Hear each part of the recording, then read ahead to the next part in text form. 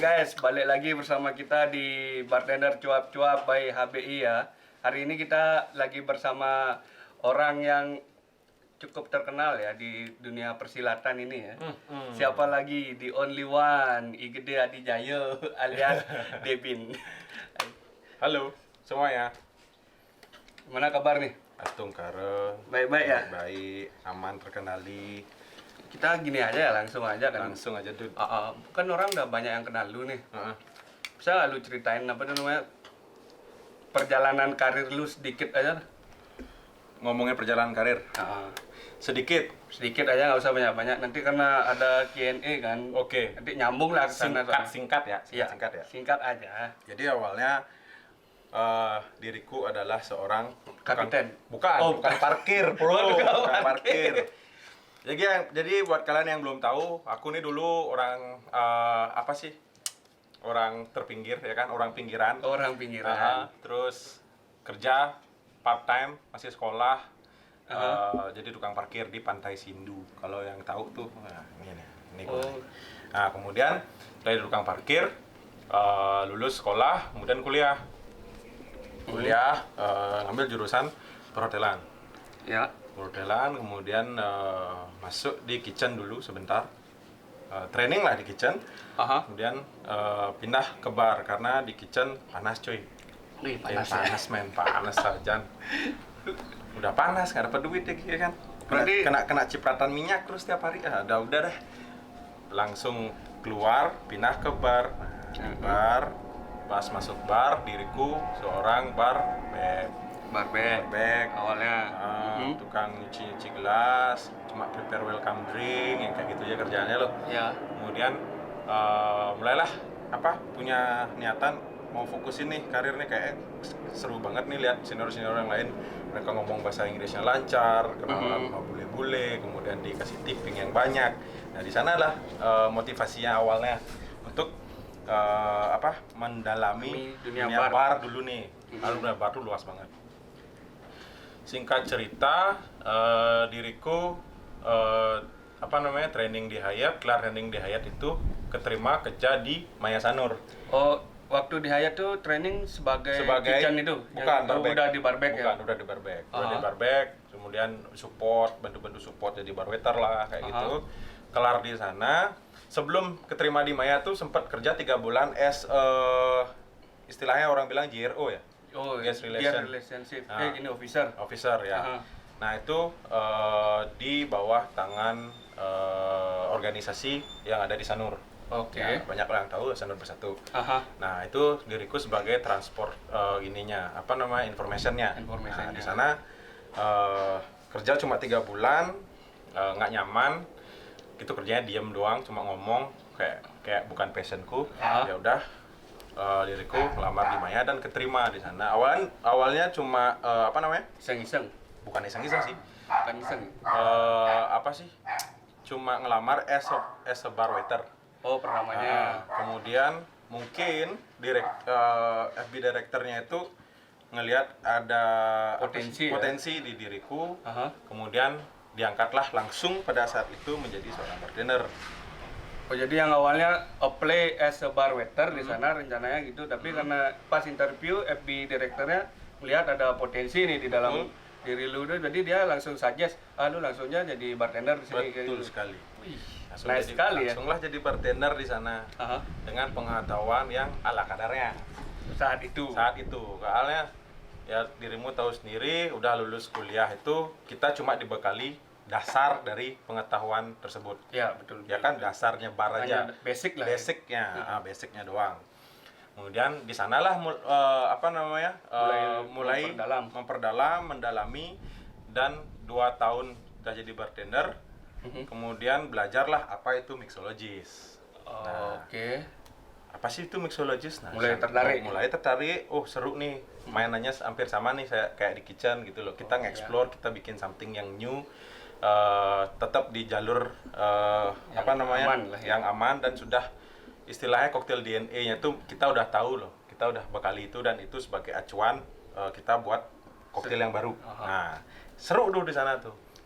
Kemudian singkat cerita setelah beberapa lama belajar itu ikutlah bartender competition. Bartender Ya competition. itu yang di apa ya, Poltek ya, Yang di kalau nggak Poltek. salah. Ya Poltek. Ah. Nah itu judulnya bartender competition. Nah Kayak gue inget itu kompetisi. Kayak gue inget. 2016 itu. betul. Iya 2016, benar 2016 men. 2016 lu sama gue itu kompetisi. Anjing, oh iya. Iya. Emang judulnya itu emang bartender kompetisi. Tapi spesifikasinya itu lebih ke flair. Dan yang gue ingat lu sendiri yang biksu. Lu baru ingat. Belum juga gue cerita anjing, lu udah main robot aja. Ya jadi serunya di sana pas kita technical meeting kan, technical meeting, mereka semua udah istilahnya udah nyiapin koreo dan segala macam, musik segala macam. Nah, gue di sana udah bengong, musik apaan nih gue harus pakai, terus gue harus ngapain ya? Berarti lu belum ngeh dong Nggak, awalnya nggak setelah technical meeting tuh, ya udah deh, udah terlanjur basah, ya udah nyemplung aja udah, gue kayak gitu kan. Kemudian lagi 3 harinya kompetisi. Mereka semuanya orang-orang di sana tuh udah bawa botol-botol kosong, ada botol-botol Moni, Bacardi semuanya. Gua cuma bawa Absolut 1, kemudian bawa sirup 1, gelas 1, sama garnish. Udah, sama utensil gua yang di mix up. Udah itu aja. Dengan gagahnya, gua santai kayak gini ngeliatin. Gua udah nervous, men. Nah, kemudian kan bar manager gua beli Bayu, dia bilang, "Ya udah kita minum aja udah. Kesini udah happy aja." Ya udah. Awalnya yang Absolut itu mau pakai kompetisi, jadinya kita minum dulu tuh. Kita habisin.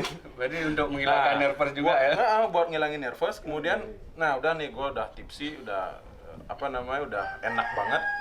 Beraniin aja udah bawa ke depan panggung, set. Ya udah nggak sadar sih sebenarnya itu. Udah straight aja ya? Udah straight aja udah basah sekalian aja dah. Kemudian gue udah jelasin, semua terpana, dia makan terpesona kegantengan gue kan. Asik. Terus setelah jadi ada salah satu juri namanya Ramas Yoga, sekarang kan jadi teman baik gue. Rama tuh, dia tuh langsung bilang, "Wah man, lo keren, mental lo juara. Mental gue juara, tapi kompetisinya salah anjing," kayak gitu, kata gue. Terus ada salah satu juri itu, gue nggak mau bilang namanya, tapi ada dia, gue juga nggak tahu. Dia dengan gagahnya bilang, "Kamu tahu nggak ini sebenarnya kompetisi apa?" Bukan salah saya dong, kata gue. Bukan salah saya dong. Saya udah nanya, bartending competition ini apa? Ini kan bartending itu kan ada 2 tuh, mau ada mixologist, ada flair. Dia nggak bilang ini flair competition, dia bilangnya bartending. Ya udah, saya masuk aja. Begitu saya tahu ini adalah flair competition, daripada saya cabut, mending saya maju aja udah. Saya nggak peduli saya dapat juara atau enggak. Intinya saya tampil, that's it. Mental juara ya? Gitu. Ya udah deh, nggak apa-apa. Tapi saya salut sama mental. Oh, terima kasih Pak. Udah kelar. Turun, minum lagi gua. Anjir. Nah, dari sanalah gue belajar. Oh, jadi sebelum gua kompetisi itu gua harus detail dulu nih, ini kompetisi apa, kemudian klasifikasinya kemana nih, kompetisi yang dicari apa gitu. Makanya nggak sembarangan gue ikut. Nah, kemudian jadi semenjak pengalaman itu milih-milih ya. Jadi betul. Kita pelajari dulu. Nextnya itu adalah kompetisi lagi kan dari PNI ya bener PNI. Itu tahun 2016. Nah itu udah mulai nih gue belajar di sana. Even gue nggak dapet juara ya, tapi gue di sana tujuannya relasi bro. Gue punya teman-teman mixo banyak nih. Semenjak kompetisi yang kedua. Betul, semenjak kompetisi yang kedua nih, gue tahu dan gue kenal banyak orang di sana. Ini loh lingkungan gue nih. Ini orang-orang yang gue ajak bergaul. Nah, ini baru gue nyambung. Ini passion gue lah. Nah, ini masuk nih orang-orang semua lu lah, ibaratkan gitu. Betul. Maka dari sanalah gue dekat sama teman-teman gue di Mixo, gue sharing-sharing sama mereka. Adapun take over, gue datang, gue belajar kan, gue datang, gue tanya-tanya, gue kepo men.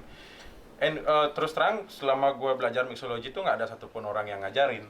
Bener nggak? Emang pure otodidak dari diri lu sendiri? Otodidak.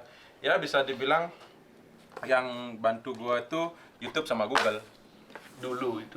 YouTube sama Google itu terus ada apa namanya, buku-buku koktail yang digital PDF. Nah itu minta-minta Yang e-book lah mungkin ya yang di-share sama teman-teman. Nah itu yang gue belajarin tuh. Wah, belajar terus. Itu ngebantu banget selama gue apa namanya belajar dan bikin apa namanya koktail baru. Oke. Gitu. Kemudian setelah kompetisi ketiga itu di apa ya, kompetisi ketiga gue lupa ya kompetisi ketiga gue tuh. World class. Bukan. Musuh. Bukan. Musuh Ini chef. bukan. Ini Video. kompetisi yang diadain kemarin itu yang di Karangasem itu loh, gue nggak mau bilang namanya dari asosiasi mana, tapi itu pertama kali gue yang bikin sama anak-anak di HBI. Oh, Saya berarti lagi satunya ya. dulu itu. ada. Dulu ada. Nah, itu ada kompetisi dulu, end year competition mixology. Nah, di sana gue dapet juara 1 dan jurinya pada saat itu adalah Ari Barker, Hari Gung Bawarto. Siapa lagi ya? banyak kayak waktu itu. Sama- Basu enggak? Bukan, Pak Komang Swasto kalau nggak Pak salah. Swasto. Kalau nggak salah. Nah, itu poin plusnya kata mereka, gua tuh bikin satu koktail dengan waktu 7 menit dengan 8 metode. 8 meter. 8 metode terbanyak gue bikin jamu langsung, gue ngulek, aduh banyak men. Itu hanya gue yang ngelakuin itu, makanya dengan waktu yang pas, tidak lebih. Oh. Teng. Nah di sana poinnya plus dan gue dijadiin juara deh. Nah di sana dah mulai Karir lu gini. orang-orang banyak yang tahu gue. Weh Debin juara, gue sukses semua sekali, astungkara. Terus udahlah, udah di sana memberanikan dirilah keluar kompetisi ini di luar Bali. Luar Bali. Makassar. Itu di tahun 2017. 17. Itu namanya Mixo Disco. Misko. Ya, yang dijurin sama Bang Kiki.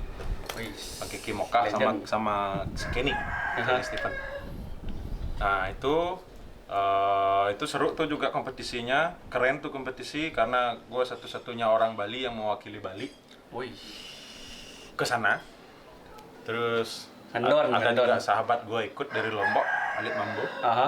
Gue satu room juga sama dia. Terus ada juga teman gue yang sekarang lagi entah di mana dia, si Sas, entah di mana. Oh, Haider. Entah di mana dia yang ngajakin gue juga. Nah, gue berangkat sama mereka, tidur sama mereka juga. Ketemu di final sama mereka juga. Wih. Seru. Kita tuh bagusnya satu kamar, berangkat bareng, kita saling support di kamar. Dan Kita saling sharing, kita cerita-cerita gini gitu. Sekarang itu kan sebenarnya kalau juara itu kan yang menentukan adalah para juri. Ya. Kita kan menampilkan hal yang terbaik dari diri kita saja kan, benar.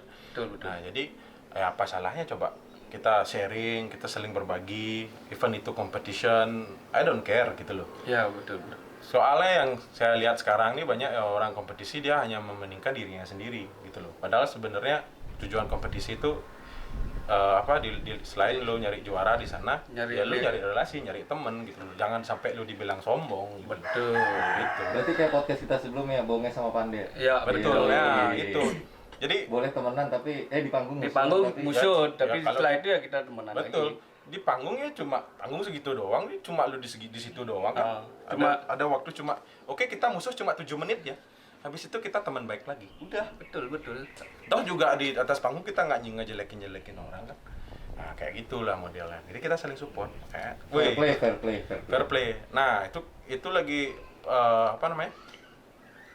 Pas di final itu seru karena pada saat itu tema finalnya itu food pairing. Food Food pairing dengan black box. Aha. Nah, Berarti jadi nggak tahu lah apa Nah, yang bakal. black boxnya itu makanan dalamnya. Aha. Nah, kemudian ingredientnya random. Dia kayak ditaruh di display gitu. Jadi kita harus ngambil nih. Jadi awalnya tuh kita tuh dipisahin sama kontestan yang lain. Kita nggak bawa handphone, kita nggak boleh bawa buku atau catatan apa. Digeledah dan habis itu bersih. Aha. Kemudian kita nunggu giliran. Nah, Ya, kebetulan pada saat itu giliranku yang terakhir. Jadi pada saat udah turun, mereka udah pada nungguin rame nih, namanya sekali orang Kayak rame. gini ya, Master Chef gitu. Nah, kayak Master Chef lah. Kemudian ada sisa 2 box. Aha.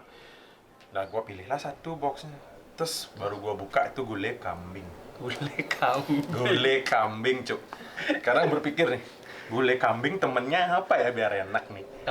Selain es teh, es jeruk, sama teh hangat. Ya itu. Apa ya dibikinin koktail apa ya? Masalahnya itu masalahnya itu gulai kambing, Min. Iya, iya. Kalau yang masalah ya kayak mungkin ya steak kan masih gampang lah. gampang lah, enak lah, karena flavornya juga nggak terlalu powerful dan strong banget ya kan. Ya. Terus dessert ya kan, kayak appetizer, salad-saladan gitu yang small thing gitu lah masih Ya, ya. bisa. Masih Ini bisa loh udah diolah bersantan, oily, fat, apa namanya, fatnya banyak banget, kemudian dagingnya gede-gede gitu, tebel-tebel, Spicy lagi. spicy lagi. Nah ini, di sana ada gua pikir, kambing, red meat dia nih. Udah ambil gua bourbon ada satu. Gua ambil bourbon, kemudian gua ambil something fruity, ya udah gua ambil orange saja, gua ambil apalagi kalau nggak salah ya. Gua ambil rosemary, terus gua ambil dill, terus gua ambil spice syrup. Sama lagi satu apa ya gua ambil ya? Pokoknya gua lupa. Ini putih telur. Putih telur. Nah di sana benak gue yang gue pikirin itu whisky, udah ini nggak bisa bikin yang lain, whisky sour aja udah. Gue bikinlah whisky sour gitu. Terus setelah gue bikin itu, gue serve ke juri. Mereka pada suka, mereka pada ini nyambung. Stungkar juara 1 men. Stungkar sekali. Dari yang di Bali terakhir kompetisi juara 1, keluar Bali juga juara 1. Emang keren nih orang satu. Itu Tuhan Maha Kuasa lah itulah. Gue hanya menjalani apa yang diri gue bisa gitu loh men. Iya. Nah itu kan udah lu ceritain sedikit lu tentang perjalanan karir lu kan. Nah ini dari Q&A ini kan juga ada yang nanya itu dari Agus Winastre. Dia kan nanya di mana Bli Debin pertama kali kerja sebagai bartender. Tadi kan udah disebutin ya, di Maya Sanur. Di Maya Sanur awalnya dia kalau dia kerja. Betul. Kalau trainingnya di Hyatt. Ya betul. Trainingnya Terus di Hyatt. Yang kedua itu ada dari Gede Sudarmo. Kapan pertama kali ikut lomba? Itu juga udah dikasih tahu tadi. Nah, 2016. Lomba yang sangat lucu. Lomba flare tapi mixology. Nah, itu. Pengalaman yang sangat lucu. Lucu bang. Asli itu namanya saltum deh, salah tempat ya, salah kostum. men. Bener. Berarti komplit ya. Sumpah tuh. Gila. Tadi kan, nah, lu ini kan sebenarnya udah ikut kompetisi banyak banget kan dari awal lu ikut sampai Ya. mungkin terakhir sebelum pandemi lah ya kan bisa Iya dibilang. betul, di Singapura terakhir. Langsung ngegas. Iya benar, di Singapura terakhir di Asia Oh iya Bar di gini Style. ya, Bar Style Bar ya. Style ya. Lu berangkat juga ya waktu Iya, itu. Asia Pasifik tuh. Prestasi terbesar lu selama lu ngikutin kompetisi itu di mana? Di Thailand kan, di Phuket. Di Phuket. Gue mewakili Indonesia, Lu wakilin Indonesia. representing Indonesia to Phuket, Thailand in the World Bartending Master World Bartending Championship 2018. Nah, di sanalah terbentuknya si Holy Tirta. Oke, benar juga ya. Dan dapat best of the best-nya. Apa sih yang ngebuat lu, wih itu kompetisi yang pertama ya itu ya untuk Di luar negeri negerinya ya? betul itu.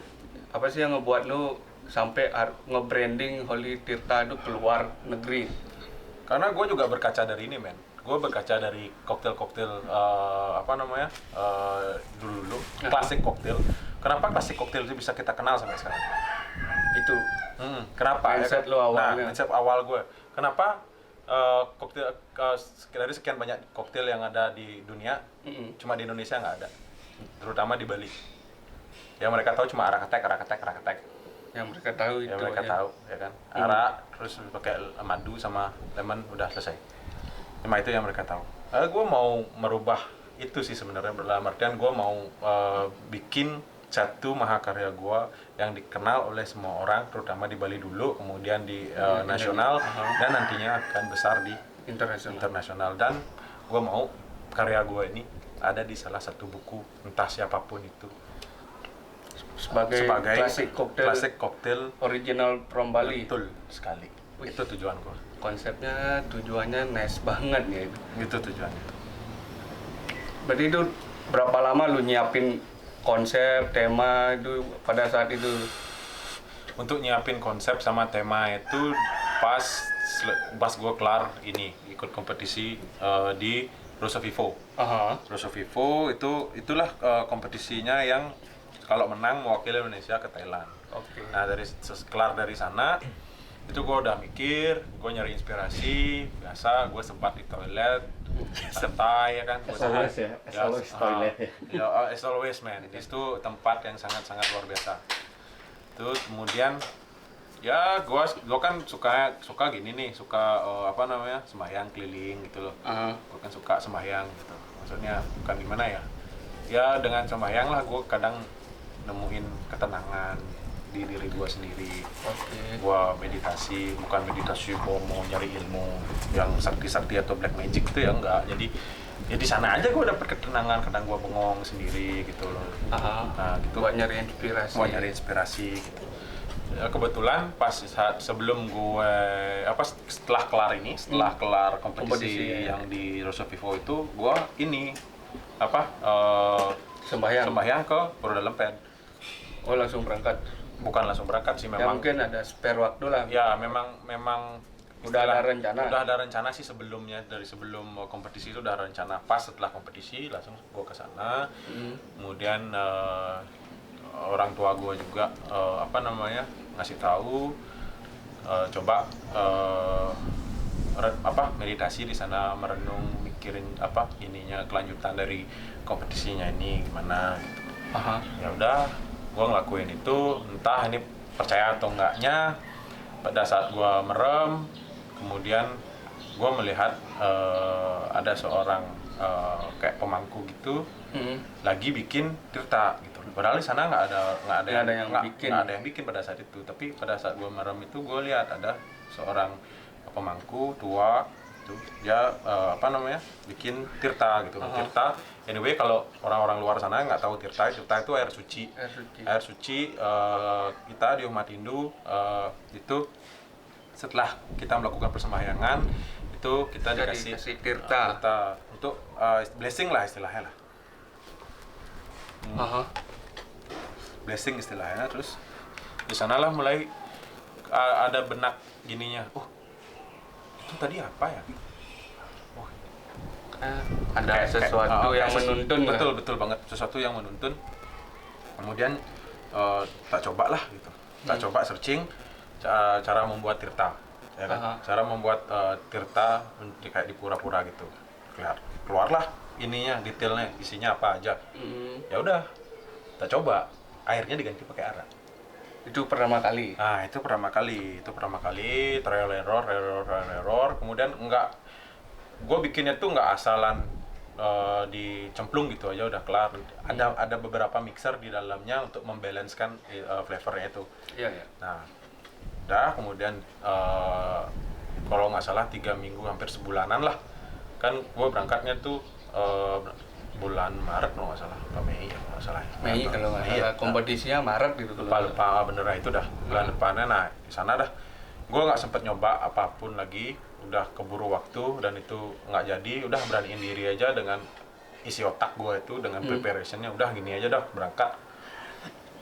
berangkatlah gue. Nyampe sana langsung pikirnya bunga cempaka itu kan dia bakalan layu kan kalau dibawa terbang jauh kan, apalagi panas di bagasi kan. Pikirnya gue udah ini pasti layu di bunga. Ternyata sampai sana masih segar cuy. Masih segar, masih kayak baru dipetik. Gue buka, gue bawain, masih fresh banget kan. Gila nih baru. Berarti emang laki banget ya pas itu. Udah sampai sana tuh, kok masih kayak gini ya? Aduh, astagfirullah sekali gitu loh gue. Astagfirullah sekali nih, bisa nih kayak bikin koktail ini sekarang. Awalnya gue udah, kalau layu nih udahlah, gue ke Thailand ini cuma happy doang dah, gitu. Bisa nyari suara deh, gitu. Tahu-taunya sampai sana udah bagus banget. Preparationnya masih bagus semua masih utuh. Aduh, astagfirullah sekali. Habis itu nggak ikut technical meeting gue karena nyampe telat. Itu gue cuma ambil undian aja, habis itu pulang balik ke hotel. Kemarin tuh waktu itu gue sama Eka Jagger. Dia ngwakilin Indonesia untuk ininya, untuk flare-nya. Terus besoknya udah mulai kompetisi. Nah, pas mulai kompetisi, banyak kontestan di sana nanya kan, ini bunga apa? Mereka nggak ada tahu itu bunga apa. Ini cuma ada di Indonesia.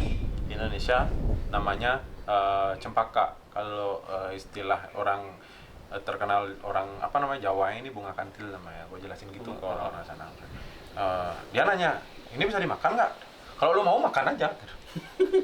Sesat juga. Ya kan? Tapi so far orang-orang kita di Bali terutama mereka nggak gini, mereka nggak makan itu gitu loh. Mereka cuma pakai itu for offering aja nih kayak gitu. Oh gitu. Ini nggak apa-apa ya, nggak ada kandungan ini. Udah stop talking shit with me. Go fuck yourself kata gua. Yo gua udah gedek soalnya gua di kayak gua Udah kayak di pressure gitu. Gua kayak di BAP nih kayak. Karena gua suruh pergi aja tuh orang gitu. Ya, udah jangan ganggu gua apa namanya sibuk aja preparation buat diri gua sendiri pada saat itu. Nah, terus singkat cerita, gue dapat nomor 1, urutan yang pertama. Urutan nomor 1 men, urutan nomor 1 gila banget. Itu kompetisinya dimulai sore jam 3 sampai jam 10 malam. Gila itu. Gue juga nggak bakalan tahu kalau gue bakalan Dapat dapet. gini lah ya. Makanya gue datang tuh balik kan gue udah selesai kompetisi nih. Udah gue balik aja ke hotel. Istirahat. Gue tidur. Ntar malam gue balik lagi dengan style celana pendek. Kan lu tau lah style celana pendek lah. Pakai baju lengan panjang tuh itu santai, gue nggak mikir apa-apa gitu. Sampai sana gue beli bir, gue minum, ambil minuman, mabok, ya kan? Nggak ya mabok banget sih, mabok elegan ya kan? Tipsi lah.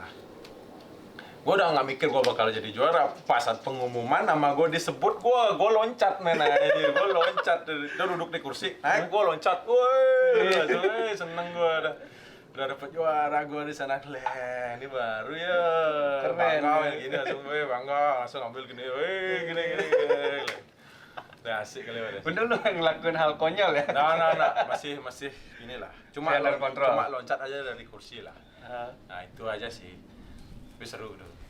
Seronok. Berarti kalau gue boleh tanya, Holy Tirta tuh terbentuk aslinya pasti di luar itu ya? Di kompetisi terakhir lu di luar tuh ya? Iya. Dengan lu bawa konsep justru malah di luar pertama lu buat, bukan di Betul. Indonesia kan? Iya, bukan Indonesia. Dan bahan lu waktu itu lu bawa bukan arak juga kan? Enggak. Itu basicnya dari gin. Oh justru Nah, pakai tapi gin. gue bikin. Tapi dia arak sebelum liker. sebelum berangkat itu lu udah nyobain di Bali pakai arak. Enggak, pakai gin sama arak liker gue. Oh, arak Oh liker. liker. Cuman bikin- belum Belum. arak kan? Jinnya itu gue nggak apa-apain anyway. Araknya yang gue apa-apain.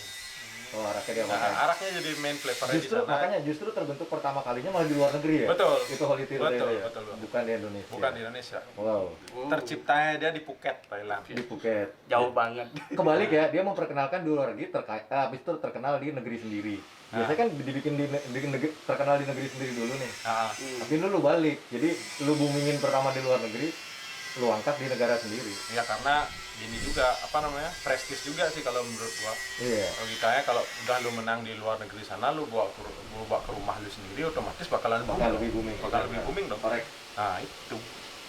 Nah setelah lu menang itu baru ya lu berpikiran gini ya, apa namanya?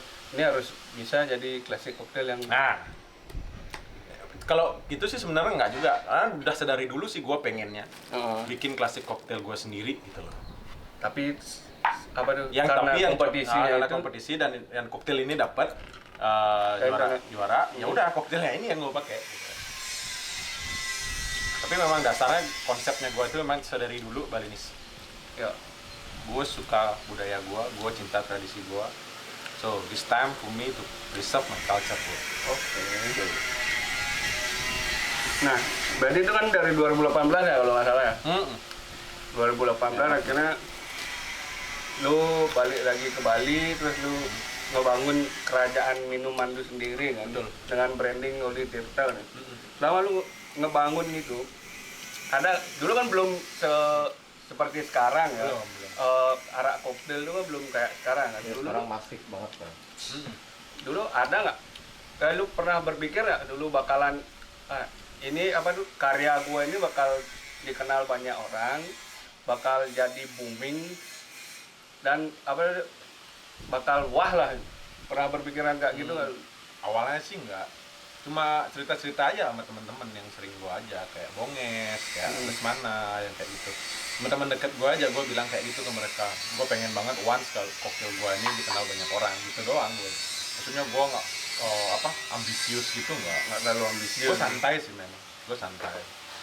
Soalnya gue percaya rezeki itu juga nggak kemana, asal kita tetap positif aja jadi orang gitu. Nah, ada nggak saingan terberat lu untuk di arak koktail ini untuk saat ini? Bukan saat ini sih, dari lu ngebangun dari awal sampai segede sekarang. Kalau dibilang saingan, enggak. Karena terus terang, koktail gua ini dia punya karakternya sendiri. Jadi nggak bisa disamain sama siapa-siapapun. Even perusahaan besar pun nggak bisa disamain. Karena gue punya karakternya, karena gue juga punya ininya, ciri khasnya dari minuman ini. Terus value gue juga ada dari diri gue. Jadi gua pikir sih nggak ada satupun pesaing sih kalau menurut gue nih. Kalau lu samain sama minuman lain, mungkin. Kalau koktail gue ini adalah wine, mungkin pesaing gue perusahaan-perusahaan wine besar. Kalau koktail gue ini adalah spirit, bisa juga gue jadi pesaing-pesaing. Tapi gue tetap berpegang teguh kalau produk gue ini, mahakarya gue ini Emang beda. memang paling beda dari yang lain. Nggak bisa dibandingin, Nggak bisa, sama-samain sama nggak yang bisa, lain. nggak bisa, nggak bisa. Disandingin sama siapapun nggak bisa. Mau gede mau kecil sama. Nggak bisa. Oke lah. Nah kan kalau kita ngomongin yang lebih gini ya, riskan ya tuh, lebih berisiko ya. Holy Tirta itu kan brandingannya kan arak. Betul. Arak bisa dibilang kan dia konten alkohol lah ya kan. Yuk. Bagaimana dengan perizinannya yang sekarang? Kan yang kita tahu kan dari bapak pimpinan kita di Bali kan dia juga lagi menggelegar-gelegarnya tuh ingin arak tuh bisa go internasional gitu. Nah, karena kan brandingan lo di Tirta kan pakai arak juga nih. Betul. Kalau untuk perizinannya itu gimana ya? Ini nih, banyak orang yang nggak tahu tentang perizinan pelegalan arak itu sendiri. Nah, itu bisa lu jelasin kan, juga lu sekarang dikenal sebagai arak entusias kan. Sekalian klarifikasi yang kemarin lah ya. Oh, dari kasus yang kemarin. Iya. Gue ceritanya gini ya. Gue ceritanya di kasus gue kemarin sama sama Biru. Bahasa gue Biru. Jadi dari itu emang bisnis arak nih sangat beresiko karena itu tadi alkohol miras Ya. adalah usaha yang masuk di negative investment yang kemarin mau dilegalin sama Bapak Jokowi cuma 6 jam langsung dicabut lagi. Nah itu dia miras negative investment. Contoh negative investment itu seperti ini perdagangan senjata. Itu juga negative investment. Ya itulah contoh. Ya itulah. Nah kayak gitu dah, itu negative investment dan kita tidak bisa publikasikan. Ya. Karena itu sangat sensitif terkait dengan mayoritas negara kita yang yang istilahnya tidak melegalkan alkohol itu menjadi sesuatu hal yang bisa dikonsumsi secara bebas gitu loh. Nah, terus risikonya adalah itu kita berurusan dengan aparat. Nah, apesnya kemarin itu gua belum ready dengan izinnya. Karena gua tidak tahu step-stepnya harus kemana aja. Apa sih yang harus gua lakuin untuk melegalkan arak gua ini gitu. Kata legal dalam pergub itu arak yang sudah memiliki pita cukai, yang sudah lolos uji BPOM, nah itu dan sudah dan sudah punya pabrik dan berbentuk PT, itu baru legal. Itu baru bisa kita katakan legal karena dia sudah istilahnya dia sudah bisa dikomersialkan. Betul, mematuhi standar prosedur dari pemerintah itu ya. Betul. Jadi kayak gitu. Jadi kalau gua nih industri rumahan kan, apaan nih? Biasa. Ini apaan lagi nih? Makanan, men, makanan. Taruh dulu, aku mau cerita. Taruh dulu ya. Makanya kan stikernya Yang ngekat dia juga sendiri. dekat dia juga. Gua lapor anjing. Kok gue?